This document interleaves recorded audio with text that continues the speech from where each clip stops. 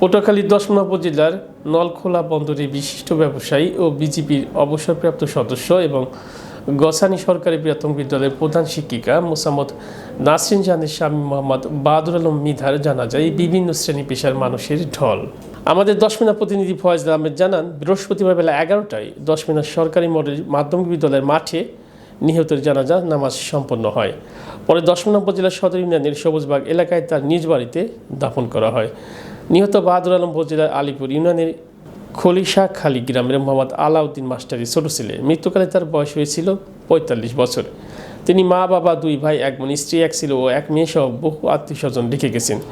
জানা যায়, নিহত বাহাদুর আলম গতকাল বুধবার ব্যবসায়ী কাজে শেষে বাউফল উপজেলা থেকে নিজ বহনকৃত মোটরসাইকেল যোগে ১০ মিনা আসার পথে বাঁশবাড়ি ইউনিয়নের বাংলা বাজার নামক স্থানে নিয়ন্ত্রণ হারিয়ে গাছের সাথে ধাক্কা লেগে গুরুতর অসুস্থ হয়ে পড়লে স্থানীয়রা উদ্ধার করে ১০ মিনা উপজেলার স্বাস্থ্য কমপ্লেক্সে নিয়ে আসেন। এ সময় কর্তব্যরত চিকিৎসক তার উন্নত চিকিৎসার জন্য বরিশাল শেরে বাংলা মেডিকেল কলেজ হাসপাতালে প্রেরণ করেন। অ্যাম্বুলেন্স যোগে বরিশাল হাসপাতালে নেওয়ার পথে তার শারীরিক অবস্থা আরও অবনতি হলে দ্রুত দুমকি উপজেলা স্বাস্থ্য কমপ্লেক্সে নিয়ে যান স্বজনরা। এ সময় কর্তৃপক্ষ চিকিৎসক তাকে মৃত বলে ঘোষণা করেন। এরপরে ওই অ্যাম্বুলেন্সেই তাকে ১০ মিনা উপজেলার সবুজবাগ এলাকা নিয়ে আসলে পরিবারে এবং আশপাশের এলাকায় নেমে আসে শোকের ছায়া।